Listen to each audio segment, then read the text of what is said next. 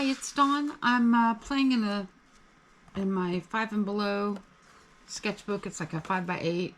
I thought I'd hit record a minute ago, and then I went to turn it off, and that's when it turned on. Oh, silly me. I'm playing with Lunar Blue today, and a little bit of water on this plate, as you can see, and all I'm doing is a kind of a glazing exercise slash it's just a glazing exercise, I guess. I love this color, Lunar Blue, and instead of doing some of my previous glazing exercises where I start in the corner and layer out, I thought I'd start in the middle and layer, go inside out, which is what I'm doing here. And a little bit of this turquoise is getting in here, and it does not bother me. But the plan today is to just to do a bunch of layers, and this is really sloppy, and of course Lunar Blue is very granulating. Pigment is Mars Black PBK 11, and then a name of blue I can't pronounce, but it's PB15. Anyway, let's give this a second to dry, and then we're going to come back and add some more layers to it and just see, you know, what kind of gradient we can get. It could be fun. All right, let's do another layer.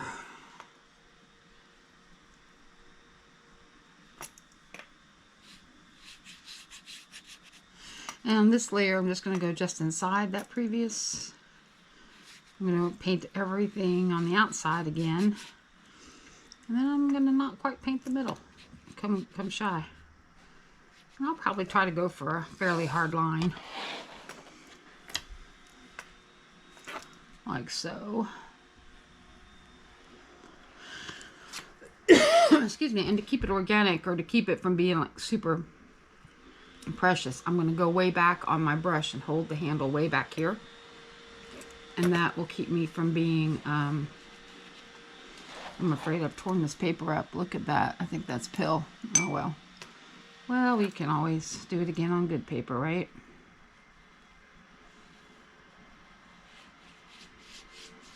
Yeah, I'm afraid I've overwet this paper. Oh well. Just a play.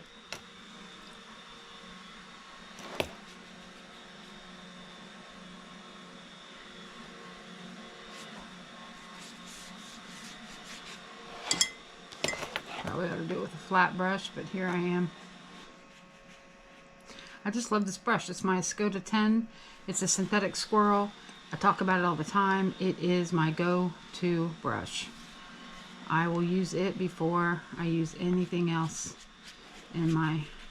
And you know, I think that's the funny thing, is you buy brushes and brushes, and I probably have hundreds. That's not hyperbole. That's not an exaggeration. That is probably accurate. And I reach for the same handful of brushes over and over, and this is one of them. Because once you find a brush you love, you know what it can do, you get familiar with it, and you keep reaching for it. Okay. There's that layer, and I'm going to just lift it up so you can see what I'm talking about, the pill. I think that is paper pulp. I do not believe that is pigment. Because this is a bit of a granulating, but I don't think that's pigment. I think that is paper pulp. But we're going to push on. Okay, I used a little hair dryer heat tool to get a good dry on this. I think maybe it was only mostly dry a little while ago, and that's why it pilled on me. But I kind of got rid of did a little dusting of the, yeah, whatever. All right, let's do another layer, and I'm just going to start here, and I'm going to try not to over scrub. I wasn't trying to before, but obviously I managed to achieve it somehow.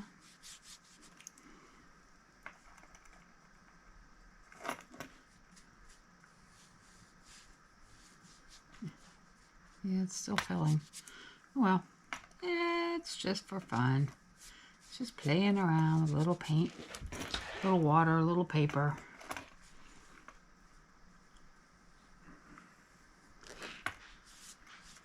It's a practice book.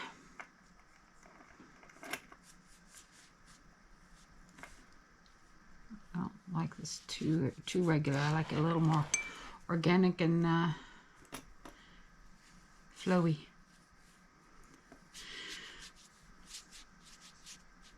It's not getting very saturated though. I was kind of hoping for some, I'm sure with the additional layers it will, but the granulation might prevent that from being overly dense in color or mass toned.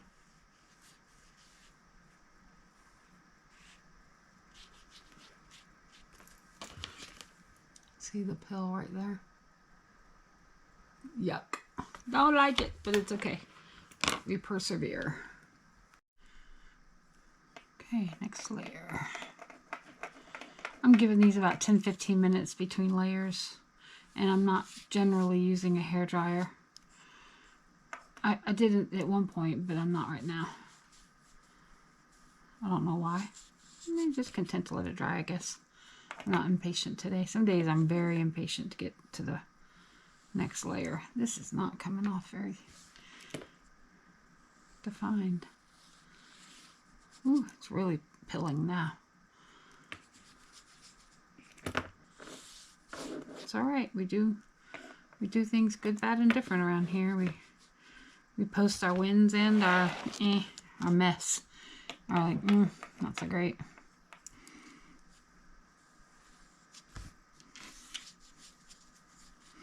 And it's not just for any other reason. I'm just using crappy paper. And I know better than to use crappy paper, but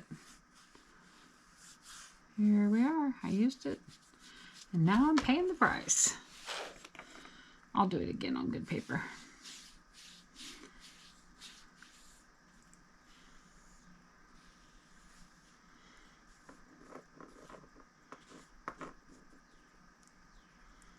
I'm not really scrubbing. I mean, I realize that the motion of my brush is a slightly scrubbing motion, but anyway.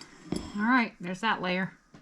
Throwing a curveball. I pulled out a piece of 100% cotton paper. It's 5x7, so it's a little bit smaller. I was dusting off the woolies off of this paper, and one of the different. So I'm going to do these side by side going forward. But one of the things I wanted to point out is that with this one, the first one, the cellulose, I was working from a dried pigment, and now I'm working from a fresh from the tube pigment. I just squeezed some out, and so you know, there is that detail that is different about this whole thing, because it will, that does make a difference, I know. So there's that. So we're just going to see what's what.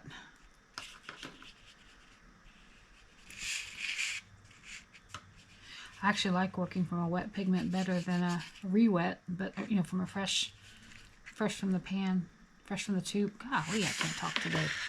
Fresh from the tube pigment is more fun to me. I think you just get juicier colors, more saturation, whatever. All right, let's not make this super dark.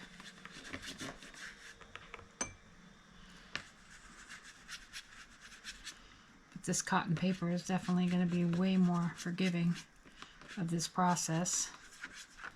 And it's probably what I should have started with, but you know, I just thought I'd play a little bit. Didn't think it would pill so much.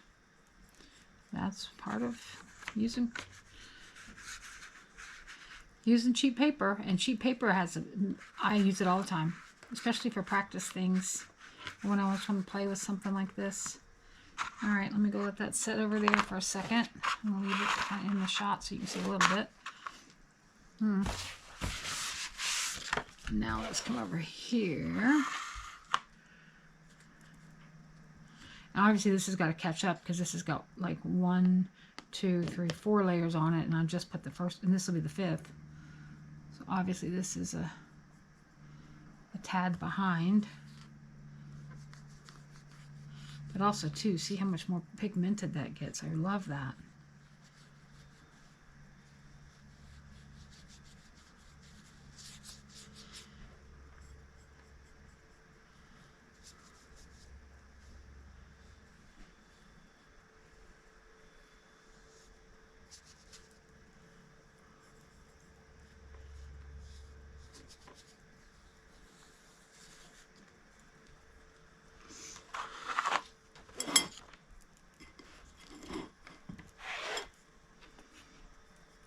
curveball. We like curveballs. Well, I mean, this is not all formal. This isn't a class. It's not an instructional thing. It's just a POV, you know? Play along with my painting experience and see if it inspires you in any way or gives you some ideas of your own.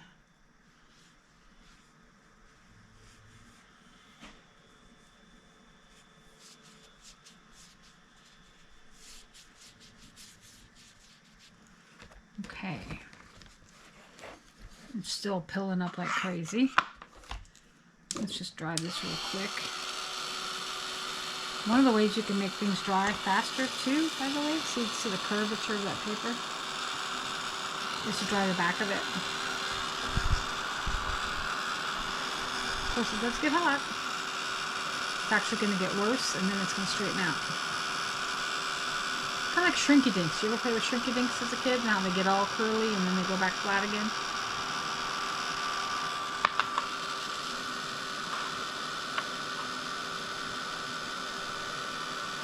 And this doesn't have any push, it just has heat. So it's not the air that's blowing it out, it's the heat drying the paper that's doing that.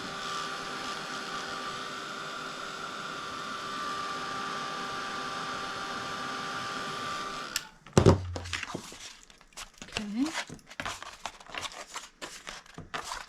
Alright, let's do layer 2 on this bad boy. Should have taped this down to something, but here we are.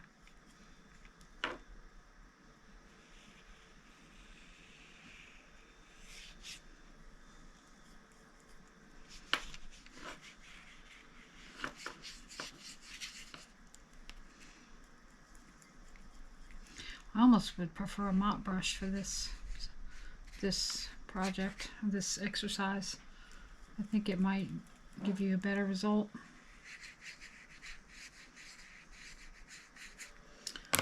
And as I say that, I'm thinking I'm going to grab a mop brush. Or at the very least, this big old quill. This is a Princeton Neptune 8. This big old gal here. Big Bertha.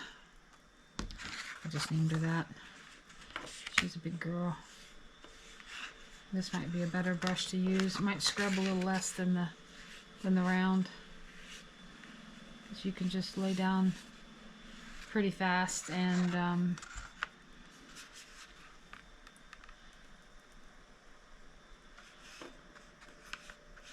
get what you want and get in and get out and get done. Yeah.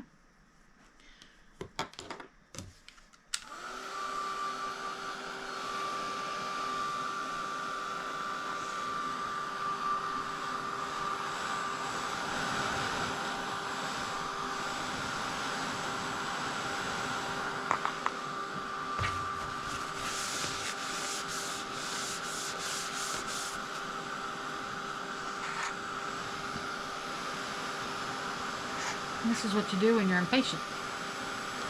Get out your, and you can just use a regular hair dryer. You know, your Conair, your Revlon.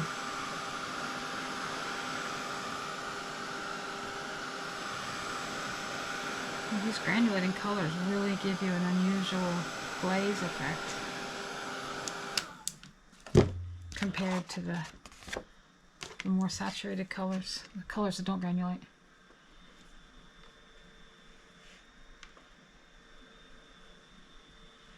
All I'm trying to do here is just kind of catch her up. So I did 1, 2, 3.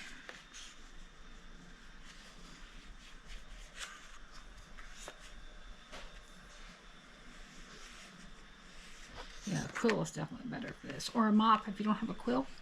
Try using a mop brush.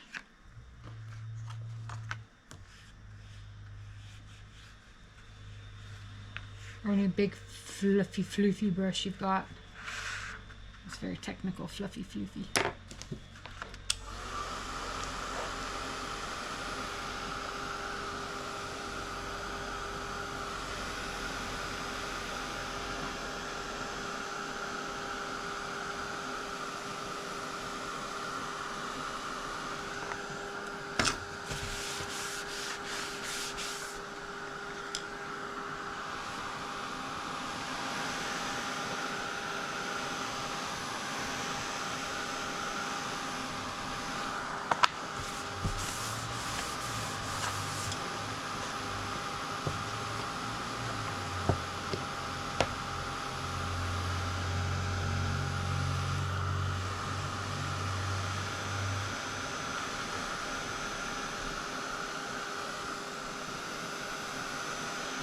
Oh yeah, I like this better. This paper is just, it's just, the pigment's reacting with the paper so much better than this one. But, okay. Live and learn, right? Right.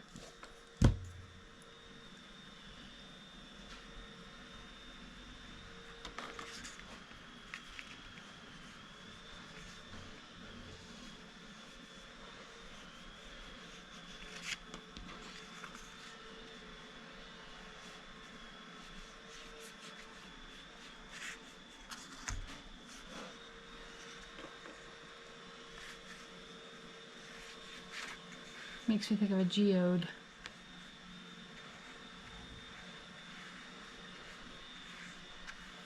I think also the quill is going to help. I'm going to do the quill on the next layer on the cheap paper.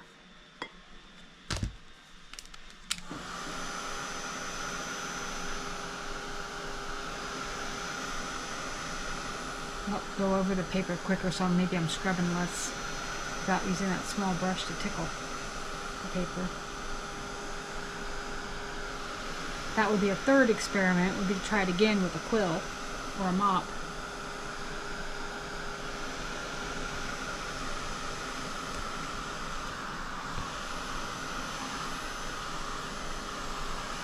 Whew, that's hot, be careful. Depending on the hairdryer you use, but usually it's going to direct some heat pretty intensely. Alright, let's mop up our mess here.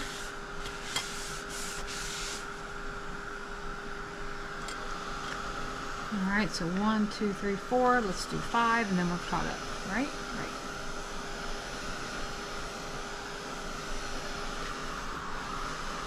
Doesn't have to be bone dry. It's just I'm trying to get it where it's just those two layers are those different layers are distinct from each other, and so that's why you want to dry it in between or let it air dry. And I'm just trying to make a really thin layer. I'm not trying to go crazy with the pigment. And this brush and a mop brush holds a wicked amount of water.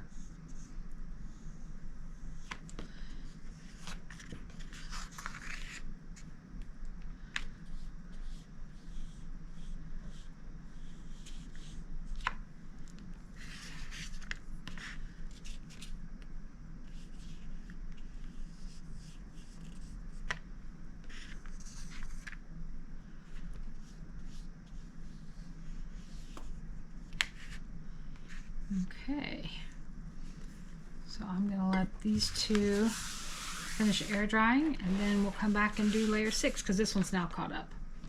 And you can already see a difference in how this paper takes the paint. Ooh, skipped a corner. Sorry.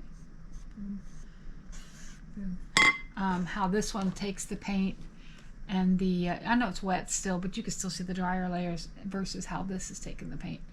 So much better. Anyway, back in a sec. Well, the jury's no longer out. This paper is great. This book from 5 and Below is great if you're just gonna play around and do things with a single layer and not get too bananas. If you're gonna do this, bad. I know we're not done, but I want to be done. I'm in fact yeah, we're done. We're gonna finish this one. Why waste pigment, right? I'm going to try to go a tad heavier on this one because I want to start getting to the,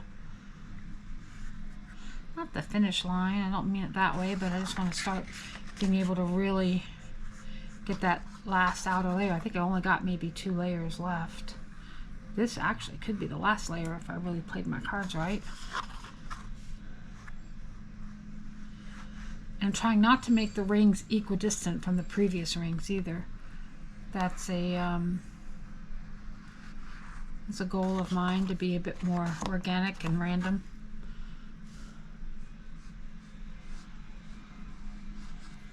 And then hold it back here at the edge, or at the tip of the brush, so that you don't get a stiff line. You get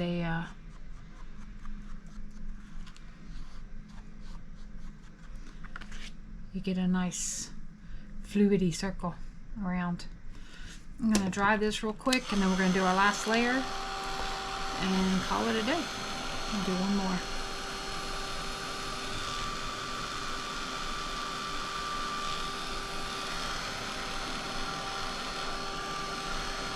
Lunar Blue, you like it?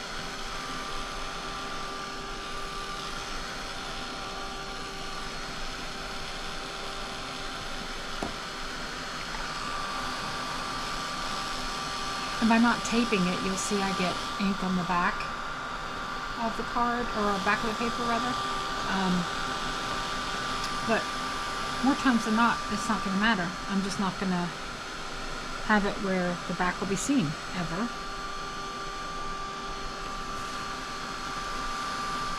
So to me, it just doesn't matter. But if that bothers you, then a little tape around the edges, glued down to a clipboard or piece of MDF or whatever you've got around, piece of acrylic. Alright, last and final layer. Excuse me. And I'm really going to kind of go dark on this last one. I'm going to really get super pigmented here.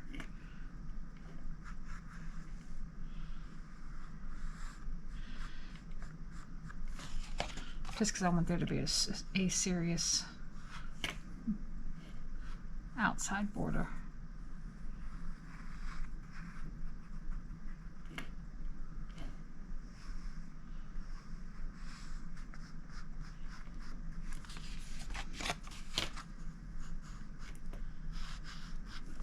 I'm going to bring this back in case somebody's fast forwarding going, well, where's the spiral bound notebook? It's right there. We abandoned it.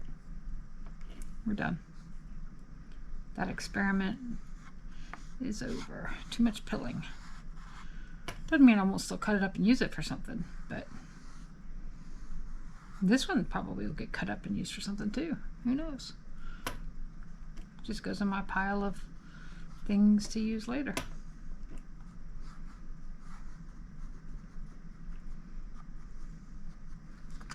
Yeah. I think we'll call that done.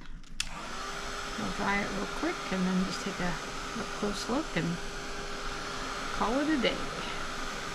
When you use granulating pigments on a textured paper, I don't think you get the ring effect like you do on either a smooth paper or a non-granulating pigment. But that's the thing, is you gotta play, well, what would happen? What if? I wonder what would come of this or that or the other. And you just got, I play what if all the time. And so it's not bone dry yet, but it's pretty dry. And you can get a feel for, see all that pigmentation settling in the nooks and the crannies of the paper. Yep, but I like it. So pull out a paint and you just one color and just paint tree rings. You can paint the whole middle too if you want. But anyway, that's it for this time. Thank you for joining me in my experiment. I had fun. Hope you did too. See you again next time. Bye.